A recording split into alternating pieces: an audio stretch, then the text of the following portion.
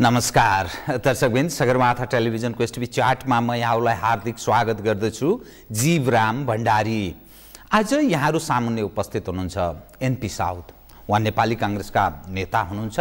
विद्यार्थी राजनीति हुँदै प्रजातन्त्रका लागि लामो समय काम गरेको व्यक्ति, पूर्व मन्त्री, अनुभव प्राप्त व्यक्ति पनि हुन्छ, पार्टीको केन्द्रीय सदस्य।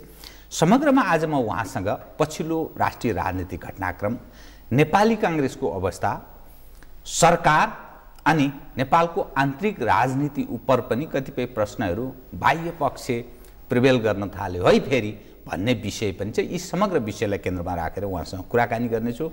सर्वप्रथम म उहाँलाई स्वागत गर्छु। स्वागत छ यहाँलाई। धन्यवाद। अब म विषयमा प्रवेश गरेँ। नेपाली कांग्रेस इतिहासको यो लामो समयको कांग्रेस स्थापना काल, कोही 2003 साल भन्छन्, कोही 4 साल, जुनसुकै होस्, यहाँसम्म आइपुग्दा कमजोर, निरीह, संसदमा पनि सशक्त ढङ्गले प्रस्तुत हुन सकेन। फलत सरकारले पेलेरै हर चिज गर्यो। यो अवस्थामा कांग्रेस पुग्यो मान्छन् मानिस। जनताका ती आवश्यकताहरूलाई सम्बोधन गर्ने सवालमा पनि सरकार चुकेको छ, जे पाए त्यही गरिरहेको छ। सशक्त प्रतिपक्षीको भूमिका कांग्रेसले निर्वाह गर्न सकेन भन्छन्। किनभने तपाईँ लामो समयदेखि कांग्रेसमा नेतृत्व पंक्तिलाई पनि बुझ्नुहुन्छ, कांग्रेसको मर्मलाई पनि बुझ्नुहुन्छ। तर नेपाली समाजमा वामपन्थ अर्थात् कम्युनिस्ट प्रिभेल गर्यो। कांग्रेस जो प्रजातन्त्र, तपाईँहरू पछिल्लो समय लोकतन्त्र भन्नुहुन्छ, हेरेको हेरै रहने अवस्थामा प्रवेश गर्यो। यसलाई कसरी हेर्नु भएको छ तपाईँले? मैले यहीँबाट सुरु गरेँ, यस सँगसँगै अरू विषय क्रमशः उठान गर्छु, कृपया। तपाईँले आफै भनिसक्नुभयो कि नेपाली कांग्रेस पुरानो राजनीतिक पार्टी हो।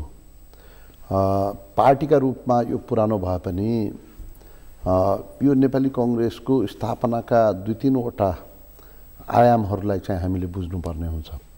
पहिलो त यसले कहिल्यै पनि प्रजातन्त्र, लोकतन्त्रलाई आफ्नो सिद्धान्तको मूल आधारमा आत्मसात जहिले पनि गर्दै आएको छ। दोस्रो कुरो, कांग्रेसले जहिले पनि अग्रगमनको सोच राखेर काम गर्ने गरेको छ। राणा शासनमा राणालाई फ्याँक्ने, त्यसपछि प्रजातन्त्रलाई स्थापना गर्ने, अनि पञ्चायतलाई पनि फ्याँक्ने, राजा र प्रजातन्त्र छान्नुपर्ने परिस्थिति आउँदाखेरि जहिले पनि प्रजातन्त्रको पक्षमा रह्यो। जहिले राजाले चाहिँ संवैधानिक अवस्थामा बस्ने स्थितिमा गएनन्, त्यो बेला उसले चाहिँ प्रजातन्त्रको पर्यायको रूपमा, प्रजातन्त्रको मूल खम्बाको रूपमा नेपाली कांग्रेस नै अगाडि आयो, लड्यो। पछि हामी कहाँ चाहिँ अलिकति कन्फ्युजन क्रिएट भएको यो जनआन्दोलन पछि हो, माओवादी विद्रोह पछि हो। माओवादी विद्रोहलाई सम्बोधन गर्ने क्रममा कतिपय राजनैतिक र सामाजिक मुद्दाहरू हाम्रो राष्ट्रिय परिप्रेक्ष्यमा बदलिए। हामीलाई चाहिँ सेटल हुन चाहिँ अलिकति टाइम लाग्यो। उनलाई त नेपाली कांग्रेसले तत्कालै आफ्नो जब राजा चाहिँ बियोन्ड द कन्ट्रोल जान चाहन्छन्, उनी आफै शासन गर्न चाहन्छन्, उनले राजनैतिक दलहरूभन्दा पनि राजतन्त्रले मुलुकलाई बेटर रिप्रेजेन्ट गर्छ, राम्रोसँग चाहिँ रिप्रेजेन्ट गर्छ भन्ने ढङ्गढङ्गी, त्यो ऐतिहासिक ढङ्गढङ्गी हाम्रो पुर्खाले चाहिँ एकीकरण गरेको, निर्माण गरेको राष्ट्र हो। यो दलहरूभन्दा हामीले चाहिँ यसलाई ज्यादा बुझेका छौँ र ज्यादा राम्रो किसिमले हामी यसलाई सञ्चालन गर्छौँ भन्ने आफ्नो सक्रिय शासनको, सक्रिय नेतृत्वको ढङ्गढङ्गी उनीहरूसँग छ, रहिरहन्छ र उनीहरू प्रजातान्त्रिक हक अधिकारलाई चाहिँ नजरअन्दाज गर्छन् भन्ने आत्मसात गरिसकेपछि नेपाली कांग्रेसले निरङ्कुश राजतन्त्र, जुन संवैधानिक राजतन्त्र मान्ने अवस्था थियो, त्यसलाई चाहिँ हामीले आफ्नो वैधानिकै च्याप्टरबाट चाहिँ हटाइसकेपछि अब हामी गणतन्त्रको बाटोतिर जाने कुरा खुला भयो। त्यसलाई पनि, त्यो समयको त्यो पदचिह्नलाई पनि राजाले त्यो बेलासम्म पनि बुझ्न सकेनन्। उनले चाहिँ प्रशासन, सेना जस्ता चाहिँ परम्परागत जुन इकाइहरू राज्यका, उनीसँग चाहिँ लोयल मानिएका थिए, त्यसमै चाहिँ उहाँले चाहिँ डिपेन्डेन्स गर्नुभयो। राजनीतिक दलहरूको शक्ति र जनतामा राजनीतिक दलहरूको विश्वसनीयताका बारेमा उनको मूल्याङ्कन चाहिँ गलत रह्यो। अब एकातिर त्यस्तो भयो भने दोस्रोतिर वामपन्थी शक्तिहरू विशेष गरेर माओवादी तत्कालीन माओवादीले केही एजेन्डाहरू चाहिँ उठाएको थियो। विशेष गरेर अब जस्तो संविधान सभा गणतन्त्र भन्ने कुराहरू त चाहिँ छँदै थिए। राज्य पुनर्संरचना र चाहिँ सामाजिक प्रजातन्त्रको मुद्दा पनि यसैसँगै चाहिँ उड्दै गएको थियो। अब त्यो जम्मै माओवादीले ल्याएको त होइन, तर माओवादी एउटा दबाव समूहको रूपमा त्यो सन्दर्भमा काम गरिरहेका थियो। केही जातीय शक्तिहरू पनि प्रचलित शासन व्यवस्थामा आफ्नो स्थानलाई लिएर चाहिँ सन्तुष्ट थिएनन्। उनीहरूले पनि कहीँ न कहीँबाट चाहिँ कभरेज लिने कोसिस गरिरहेका थिए। कसैले दलको कभरेजमा काम गर्दै थियो भने कसैले चाहिँ जनयुद्ध तत्कालीन माओवादी लडाइँको गृहयुद्धको चाहिँ उसमा चाहिँ उनीहरूले कभरमा काम गरिरहेका थिए। यो स्थितिलाई नेपाली कङ्ग्रेसले बुझेर यसको सेटल डाउन गर्ने प्रक्रियामा चाहिँ नेपाली कङ्ग्रेसभित्र केही वैचारिक किसिमका हलचलहरू भए। एउटा नेपाली कङ्ग्रेसको पहिले के थियो भनेपछि छनौटको प्रक्रियाबाट प्रतिस्पर्धाबाट बेस्ट मान्छे चाहिँ निर्वाचित भएर आउँछ र त्यो बेस्ट मान्छेले डेलिभरी दिँदाखेरि, त्यो मान्छेले चाहिँ उपादान दिँदाखेरि या त्यो मान्छेले चाहिँ जनताको सेवा सुश्रुवा गर्दाखेरि सबभन्दा ज्यादा प्रभावकारी हुन्छ जो जस्तो जनताको माझबाट निर्वाचित भएर आउँछ भन्ने सैद्धान्तिक विचारमा हामी हिँडेका थियौँ। बिपी कोइरालाले व्यावहारिक रूपमा तपाईँले चाहिँ 16 सालको तत्कालीन मन्त्रीमण्डललाई पनि हेर्नुभयो या त्योभन्दा अगाडि पनि पार्टीको स्ट्रक्चरलाई हेर्नुभयो भने पनि उहाँले चाहिँ समावेशिताको पक्षलाई उहाँले चाहिँ धेरै ज्यादा ध्यान दिनुभएको जस्तो देखिन्छ। अहिले चाहिँ जुन कुरो कन्स्टिट्युसनले संविधानले जुन कुरोलाई बाध्यात्मक बनाएको छ त्यो बेलाको संविधानले ती कुराहरूलाई बाध्यात्मक नबनाउँदाखेरि पनि एउटा राजनैतिक लिडरको दूरदृष्टिका कारणले उहाँले चाहिँ नेपालको पुरा सामाजिक भौगोलिक संरचनालाई चाहिँ उहाँले धेरै नजिकबाट निहाल्नु भएको थियो, बुझ्नु भएको थियो र त्यसको एउटा समावेशी स्वरूप चाहिँ सरकारभित्र पनि पार्टीभित्र पनि उहाँले चाहिँ कुनै न कुनै किसिमले चाहिँ लगातार निर्माण गरिराख्नुभयो। यो बिचमा अलिकति 48 पछि हाम्रो लिडरमा चाहिँ हाम्रो लिडरहरूमा त्यो किसिमको भिजन र स्ट्रेन्थको पनि कुनै न कुनै रूपमा चाहिँ कमी कमजोरी रह्यो। समावेशी पार्टी नै त्यो बेलासम्म रहेन भन्ने कुरा त होइन, तर बिपी कोइराला जसरी हेर्नुहुन्थ्यो जो बृहत दृष्टिकोणले, उहाँले मनाङ मुस्ताङ पनि हिमालपारिका जिल्ला पनि सरकार बनाउँदा छाड्नु भएन। सुदूरपश्चिम जस्तो आजभन्दा चाहिँ तपाईँको 60 वर्ष अगाडि लुप्त समाज जस्तो बसेको ठाउँबाट आएको महिलाको रिप्रेजेन्टेसन पनि क्याबिनेटबाट चाहिँ द्वारिकाजी चाहिँ आउनुभयो। पश्चिम पूर्वतिरबाट चाहिँ लिम्बूहरूको, किराँतहरूको र चाहिँ यतातिर चाहिँ कतिपय ठाउँमा चाहिँ गुरुङहरूको, आदिवासी जनजाति सबैलाई चाहिँ समेट्ने उहाँले कोसिस गरिराख्नु भएको थियो। अब यो आएपछि अब यो सङ्क्रमणलाई नेपाली कङ्ग्रेसले पब्लिकमा क्यास गर्न नसकेको अवस्था छ। अहिले नेपाली कङ्ग्रेसको यो गएको निर्वाचनमा संविधान बनाइसक्यौँ, उनलाई त चाहिँ हामी संविधान सभामा पनि 70 सालमा हाम्रो अर्थात् यो परिवर्तन जुन खालको भयो यसमा काङ्ग्रेसको नेतृत्वदायी र काङ्ग्रेसको चाहनाकै यो प्रतिबिम्ब हो भन्ने यहाँको आशय। तर नतिजामा त यो परिवर्तन काङ्ग्रेसकै संयोजनमा भएको हो। यसमा चाहिँ थुप्रै मुद्दाहरू छन्, अरू पार्टीहरूका पनि चाहिँ सोचहरू। यो तपाईँले चाहिँ कन्स्टिट्युसन राम्रोसँग हेर्नुभयो भनेपछि यो एउटा लिगल दस्तावेज भन्नुभन्दा पनि यो यसको धेरै ज्यादा अंश चाहिँ पोलिटिकल दस्तावेजमा छ। यसलाई चाहिँ धेरै कुराहरू राजनैतिक दलका घोषणापत्रमा समायोजन गरिने कुराहरू, राजनैतिक दलले एउटा चाहिँ लक्ष्य लिने कुराहरू, जुन कुरा राजनैतिक विषयवस्तुसँग सम्बन्धित हुन्छन् र जुन कुरा अर्को दलले एक्सेप्ट गर्नुपर्छ भन्ने कुरा जरुरी छैन।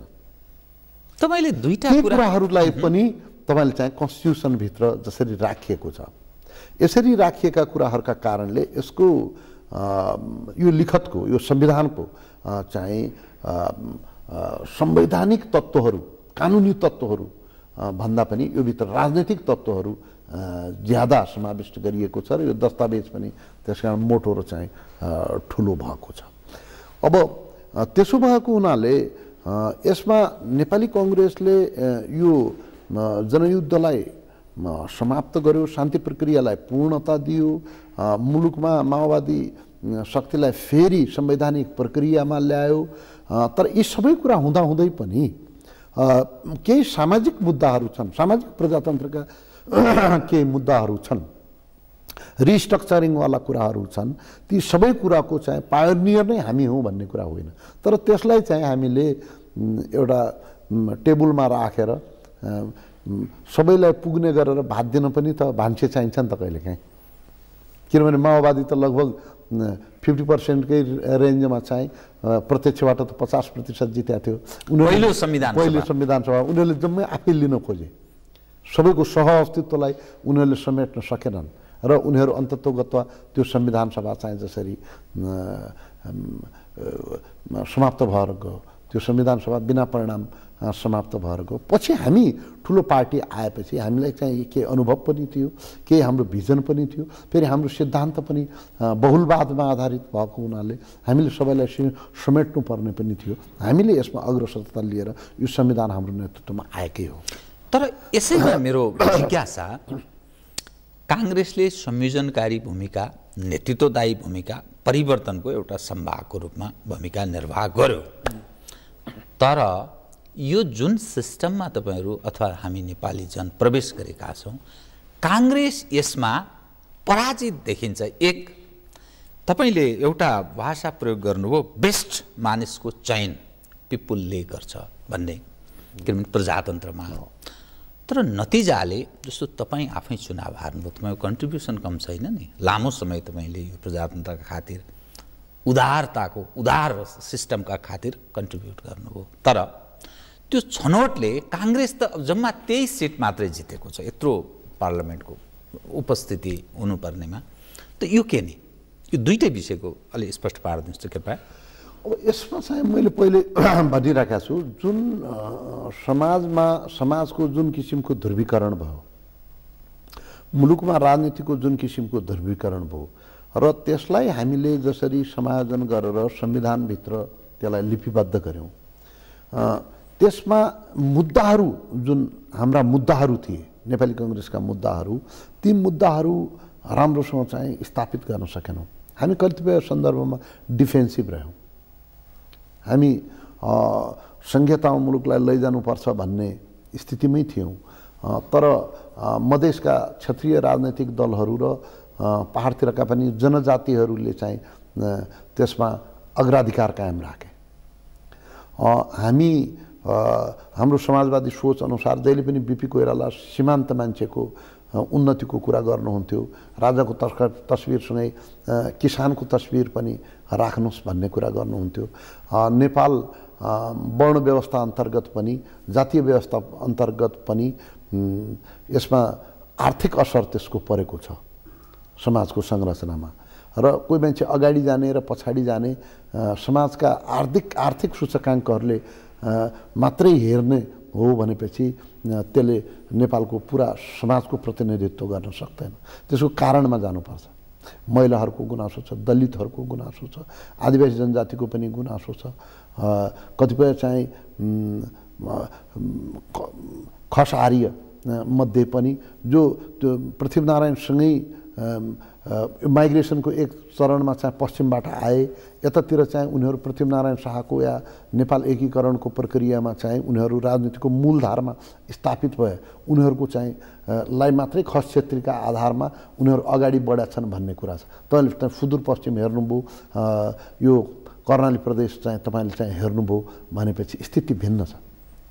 त्यहाँको सामाजिक कन्ट्राडिक्सनमा चाहिँ मान्छेहरू धेरै पछाडि पढेको अवस्था छ।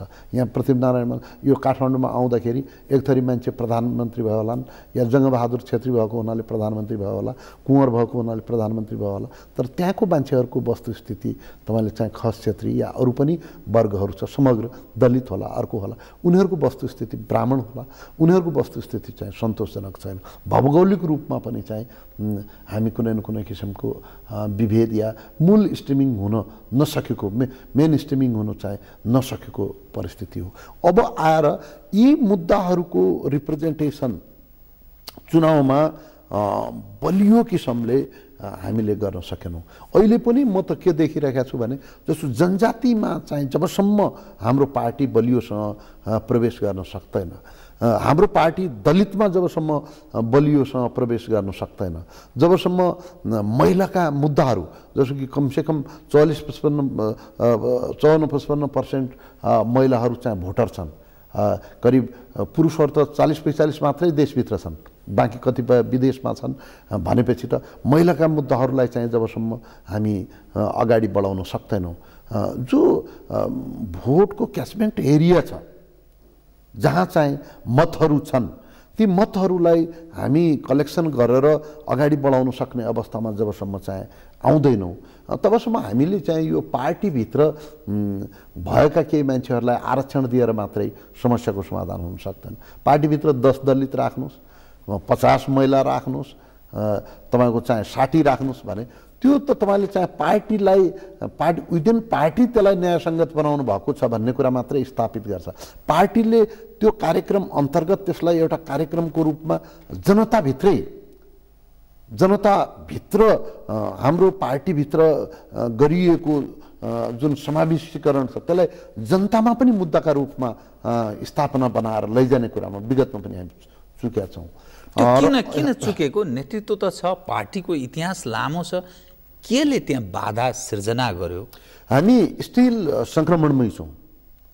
अहिले पनि नेपाली कङ्ग्रेस लगातार फड्को मारिरहेका छ।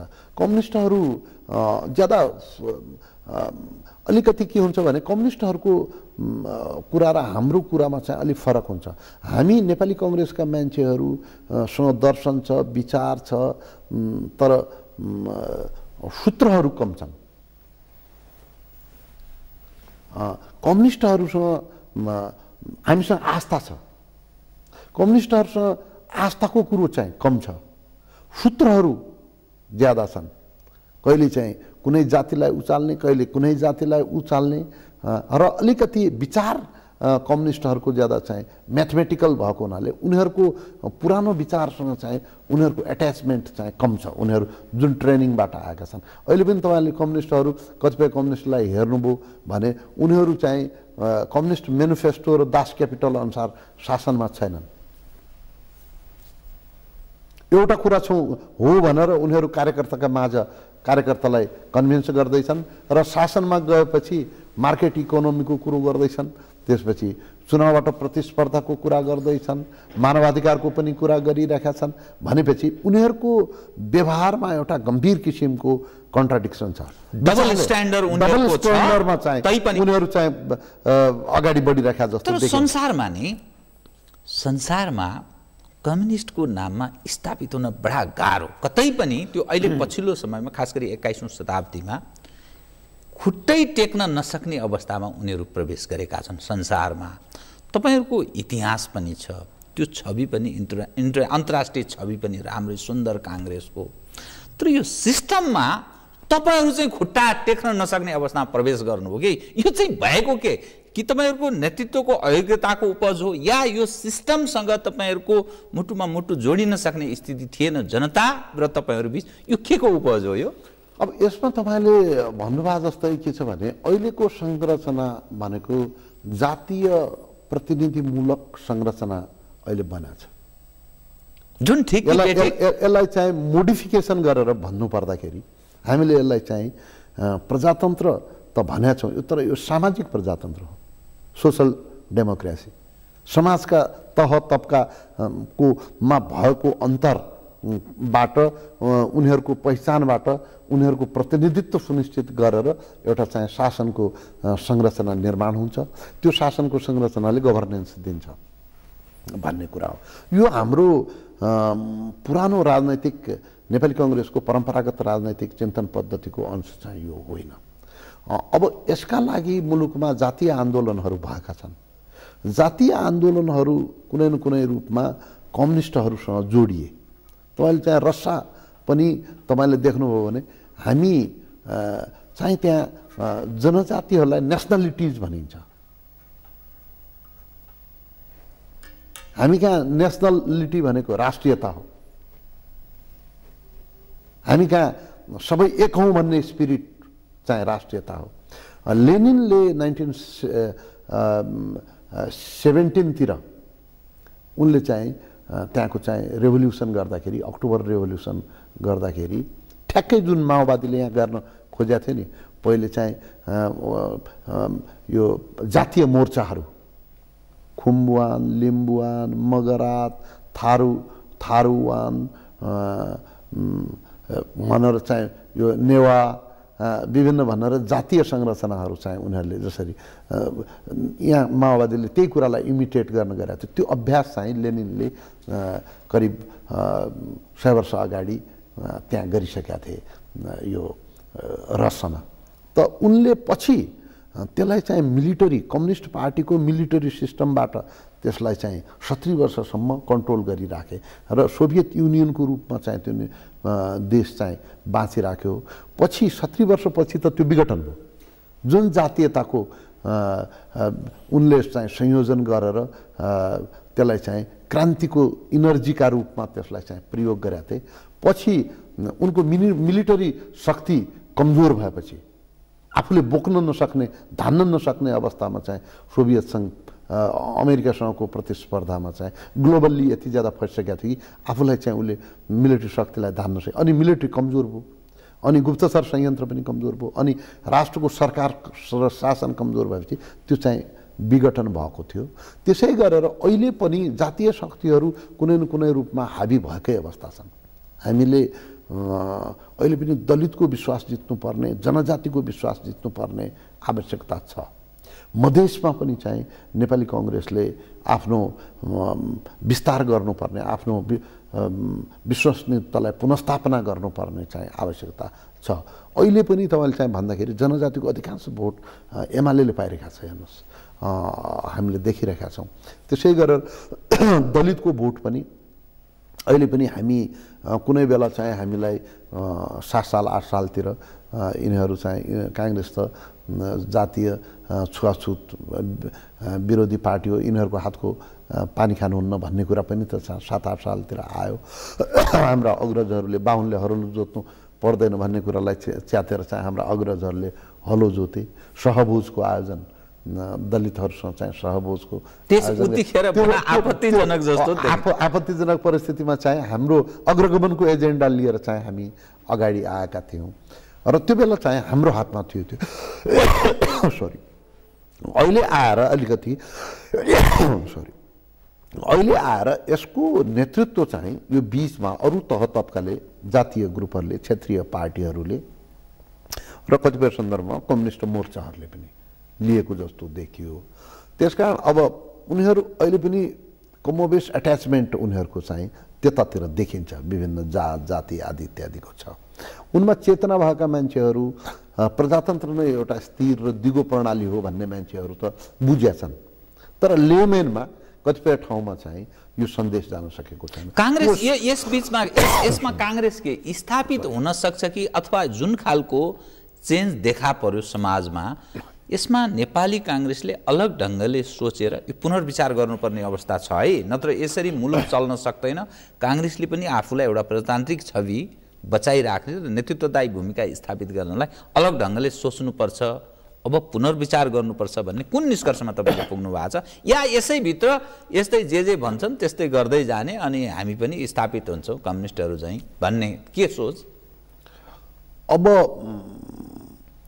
यो सबै जुन प्रबन्धहरू छन्, यी प्रबन्धहरू हामी मान्छे त, समाज त हामी बराबर छौँ।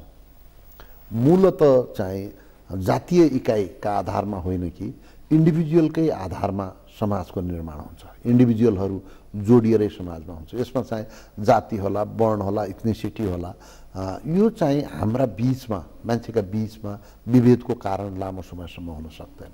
यो एउटा टाइम फ्रेमवर्कको कुरा मात्रै हो। र चुनाव पनि धेरै मुद्दामा लडिन्छन्। चुनाव लड्दाखेरि ती लडेका मुद्दाहरू चाहिँ सर्वकालिक हुन सक्दैनन्। अहिले नेपाली कङ्ग्रेस एउटा चुनाव हार्ने बित्तिकै नेपाली कङ्ग्रेस कमजोर भइहाल्यो या नेपाली कङ्ग्रेस अब रिगेन गर्न सक्दैन, फेरि फर्किन सक्दैन भन्ने कुरा होइन। निराश हुनुहुन्न तपाईँहरू? अब हामी बिल्कुलै निराश छैनौँ। मान्छेहरू विगतको अभ्यासको कारण संसदमा हाम्रो प्रस्तुतिलाई लिएर चाहिँ अलिकति क्वेसन उठाइरहेका छन्। त्यो विगतमा के थियो भनेपछि संसदमा पार्टीहरूको संरचना सरकार बदल्ने किसिमको थियो। मान्छे सरकार बदल्ने सन्दर्भमा परिणाम खोजिरहेका छन्। अहिले हाम्रो भूमिका चाहिँ जनताका मुद्दाहरूलाई सदनमा प्रस्तुत गर्ने कुरासँग अन्तर सम्बन्धित छ।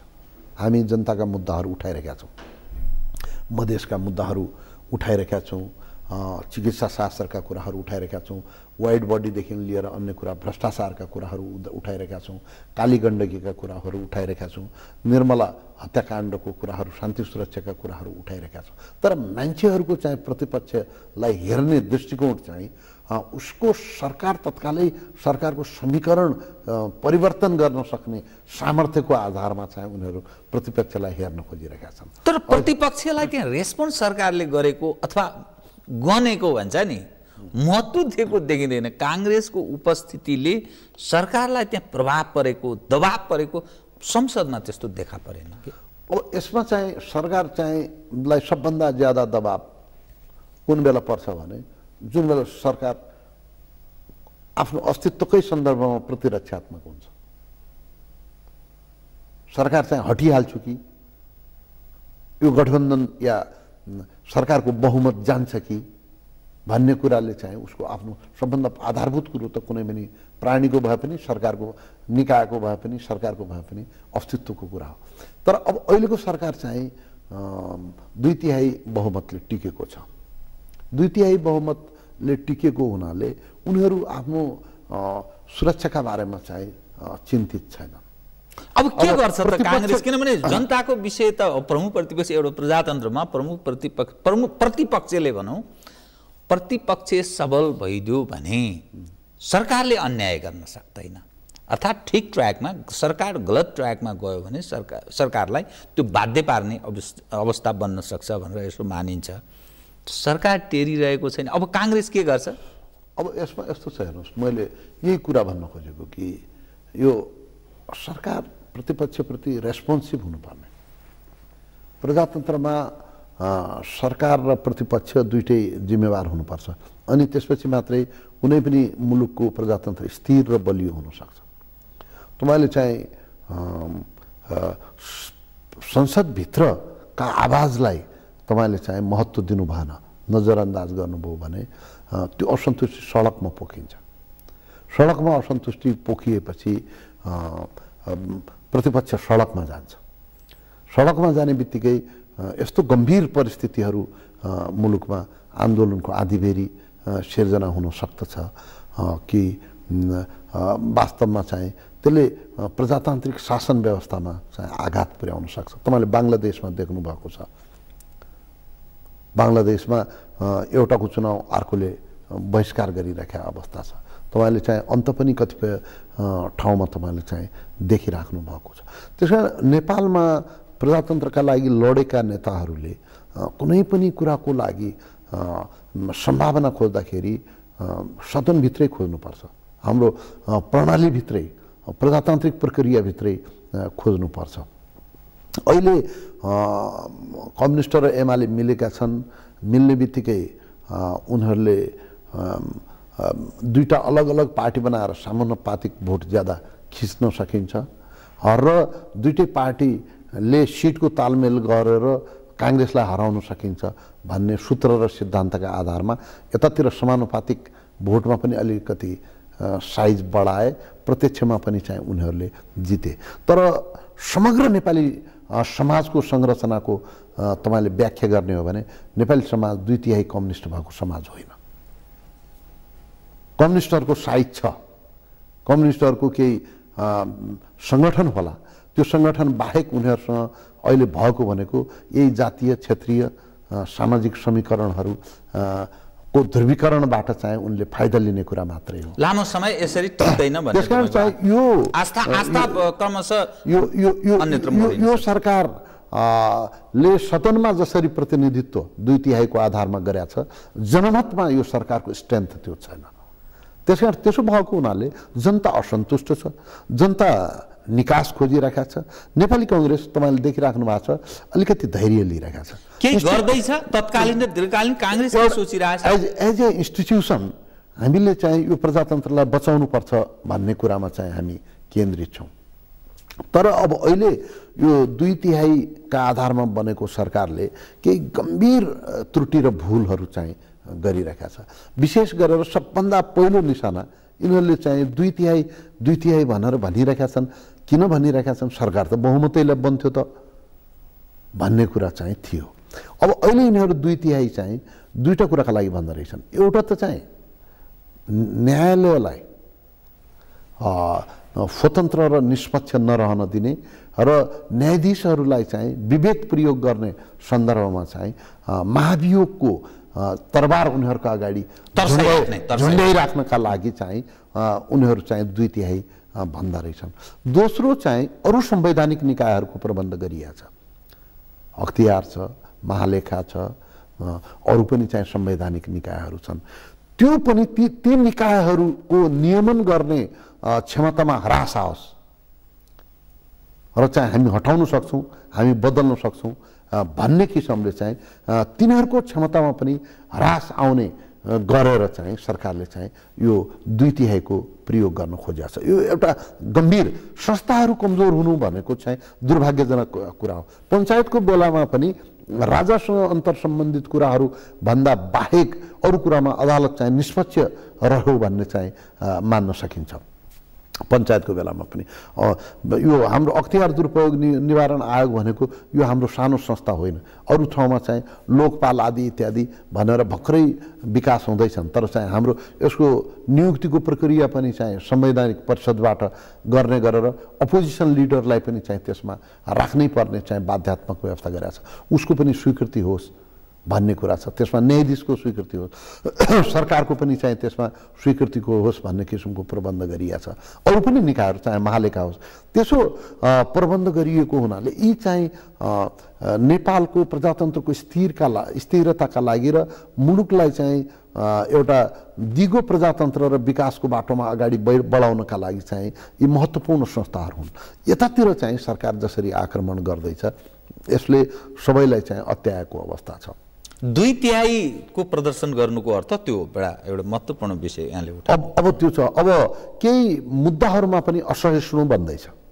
असहिष्णु बन्दाखेरि चाहिँ मलाई चाहिँ यो अहिलेको मेडिकल जुन चिकित्सा विधेयक छ त्यो विधेयक बन्दाखेरि यसमा चाहिँ डाक्टर गोविन्द केसीको चाहिँ निर्णायक भूमिका छ। धेरै मान्छेहरू नीतिमा बसेका मान्छेहरूले त्यसमा केही सकारात्मक पक्ष र केही नकारात्मक पक्ष दुइटै चाहिँ देखेका छन्। सकारात्मक पक्ष के हो भनेपछि यसलाई चाहिँ अलिकति पारदर्शी बनाऊ भन्ने किसिमको चाहिँ पक्ष छ। त्यसमा अलिकति त्यसलाई सस्तो पनि बनाऊ भन्ने पक्ष छ।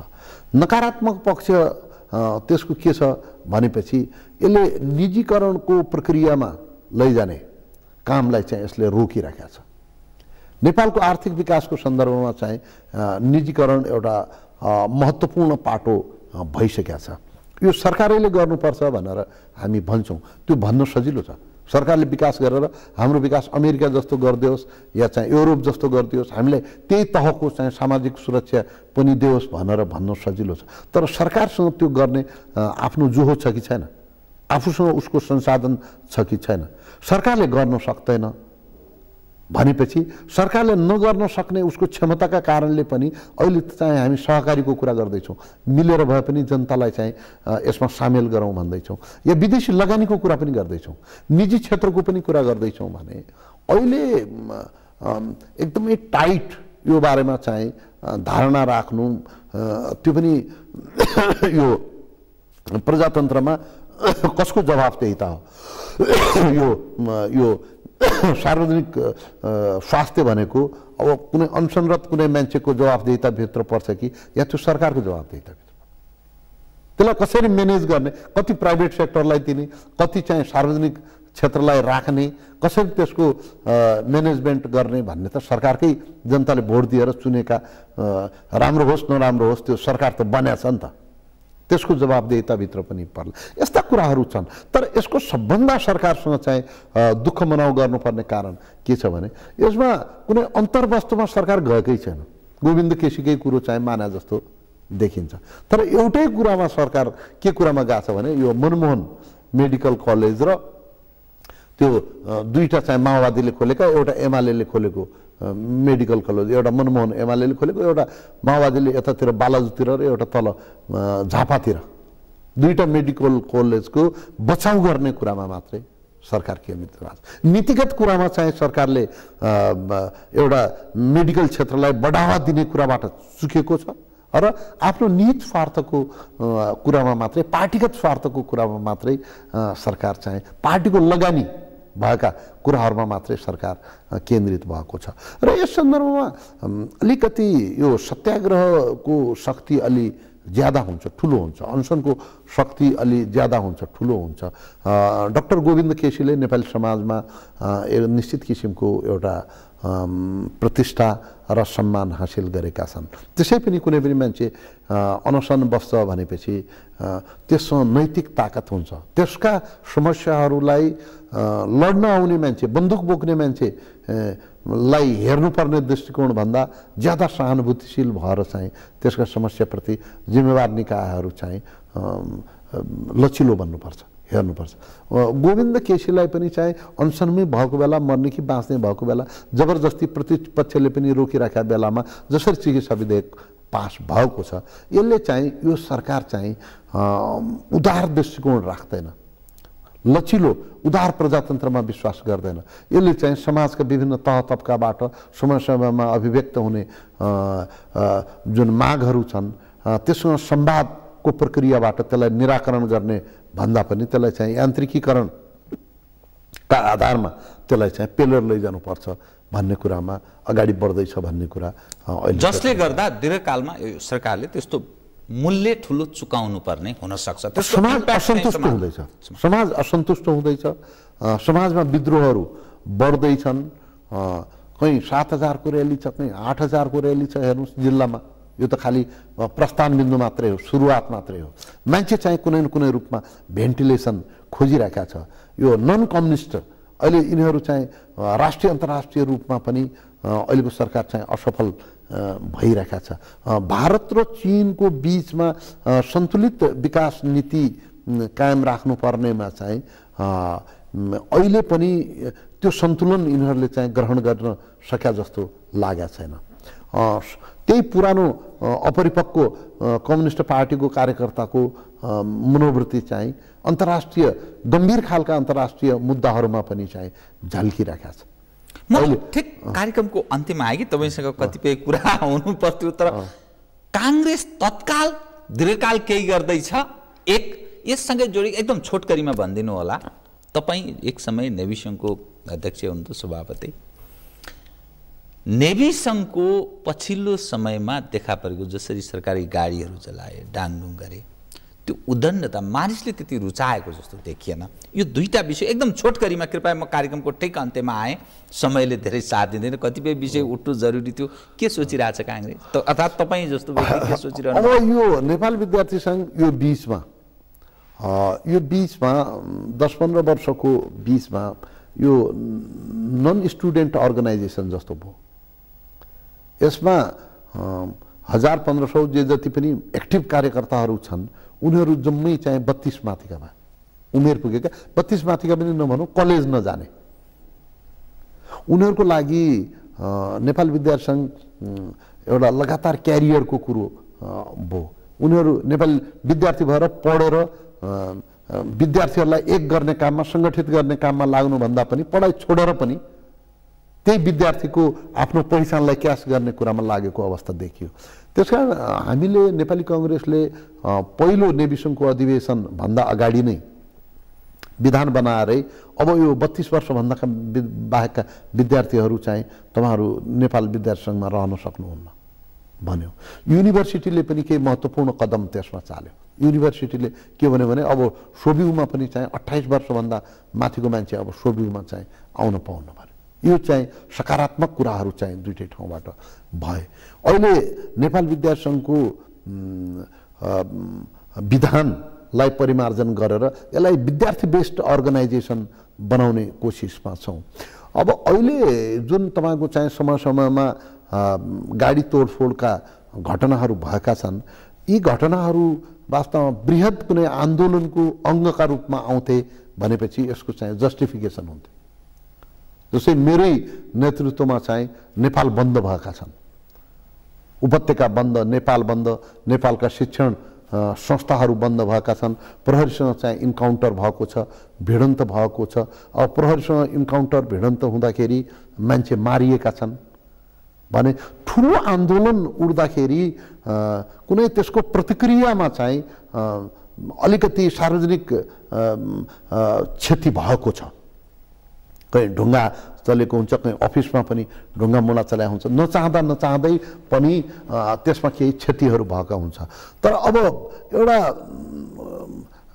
अब एउटा चाहिँ कुनै बृहत आन्दोलनको परिकल्पना नगरिकन खालि सानातिना कुराले चाहिँ सरकारी गाडीलाई ढुङ्गा हान्ने खालका या क्षति पुर्याउने खालका कार्यक्रमहरूको आयोजन, कार्यक्रमबाटै त्यस्ता कुराहरू चाहिँ बन्दाखेरि यसले चाहिँ कुनै पनि सङ्गठनलाई फाइदा पुर्याउँदैन, हानि गरेको यसले चाहिँ हानि गरेको छ। अब त्यो आधा मिनटमा भन्नुहोस् त, काङ्ग्रेस केही गर्दैछ? यो पछिल्लो स्थितिलाई कसरी हेरिरहेछ? नेपाली काङ्ग्रेस त अब आन्दोलनमा गइसक्यो। अब सदनमा सरकारले प्रजातन्त्रको मूल्य पद्धतिलाई सम्मान गरिरहेका छैन। चेपुवामा पारेर, हेपुवामा पारेर कम्युनिस्ट शैलीमै सरकार चाहिँ अगाडि बढ्न खोजिरहेका छ।